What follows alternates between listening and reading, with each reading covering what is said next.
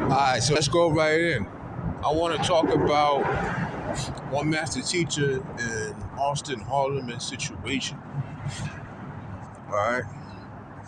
So I see, everybody talking about, Auston Hollerman, situation with the feminists in Brazil, and everybody feels like, he did the wrong, or not everybody, but you know what I'm saying, like certain people, these certain guys are like, who put themselves as like the talking voice for the passport bros. They're making it seem like they're the ones who speak for niggas traveling, for black men traveling in general overseas, and they're trying to make a code of conduct and all of that bullshit. Like, shut the fuck up. So that's my thing. Like, nobody appointed y'all, none of y'all. Obviously, if you're actually doing something wrong or minding all that, you should be called out.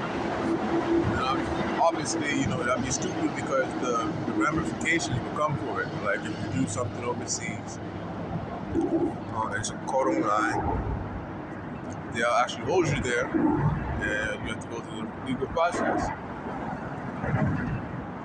That did not happen to Auston Hollerman. Nothing he did was illegal. He did not sex traffic anybody. He did not, what else? He wasn't smacking bitches on the ass without their permission. He wasn't doing none of that. He was asking certain questions. Now,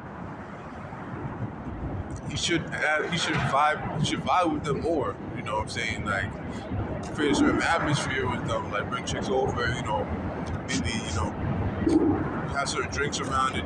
Have some, kick it with them. Have some drinks. Bring a certain like chill environment before just getting straight to it. You don't want to just bring those type of questions right into it. You want to, especially that he's gonna live there. Like he should have just brought him around, got him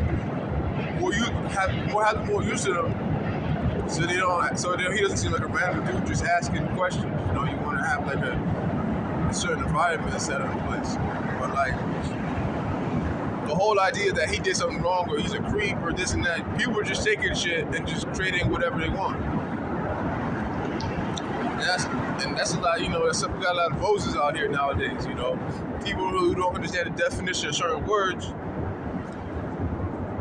will take a word and just make it what they want it to be. And sorry, y'all, my tongue is like fucked up. So if I sound crazy, y'all gotta deal with it. But fucking hurt my tongue, so I can't really talk right. But yeah, like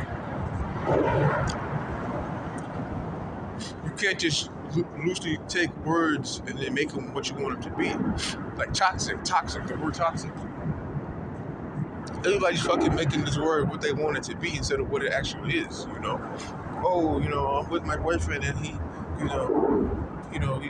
he's always manipulating me, and I keep going back. He's so toxic. People just making shit like they're taking the meaning out of words. I just use them in these other ways. Sex trafficking is very specific, like very certain type of behavior. Certain type of serious thing that goes on around the world. It happens right under our eyes. We don't even know. We don't even see it. It's hidden in plain sight. And you can't use someone like Auston to try to make him the face of that. That's how you take it away from it happening to actual real people. By putting on somebody, you might just be making some pozo videos, some bullshit videos. Maybe asking a little too many hard questions with some random chicks. Like that's not the same. That is not that. For him, you might just the biggest thing you should be doing is clowning this question. Like, yo, you can't ask that question to a chick that you only met over here, in this amount of time. And you gotta also know how to feel the situation out. Because certain chicks might go back and complain later that they don't like the way they put out there. That's why you gotta show them the video and make sure they're cool with it. I say, like, if I was to go out there and do it, I'd be doing more of like it'd be like a introduction date, I talked to them, be like, hey, just introduce yourself, and then she would just talk about the basics about herself, and then she'd be like a reoccurring guest. So she can't come on, oh, I don't know. Like I introduce you, brought yourself in, you made you comfortable, you had shit going on, you had drinks, talk about all types of stuff. So you cannot come out here and just be like, nah, I don't know what I'm doing. If you're on there multiple times, you can't play that. That's how I would do it.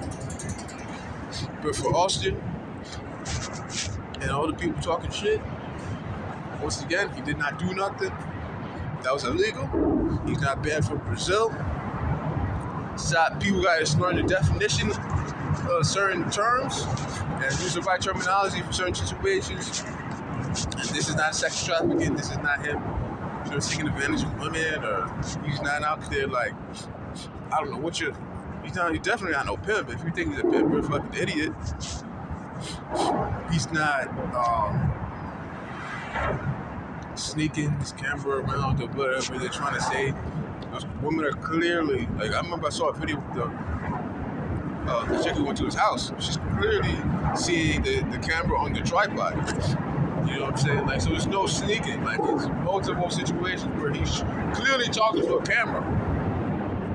Unless you're fucking day one out here, you just came out of a rock, and you're now introduced to fucking technology, the 21st century. That's you're gonna be recorded. You're clearly looking at this camera, you're being recorded, and talking to the camera. But yeah, so it shows that the only thing that we got to take from this whole Auston Hollerman situation is that one master teacher.